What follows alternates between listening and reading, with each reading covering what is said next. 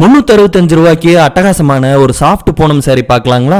Mild chocolate colour Poonam saree with wonderful flower designs. சாரியோட base colour ரொம்பவுமே சாஃப்டான மைல்டான சாக்லேட் ப்ரௌன் கலரை கொடுத்துருக்காங்க.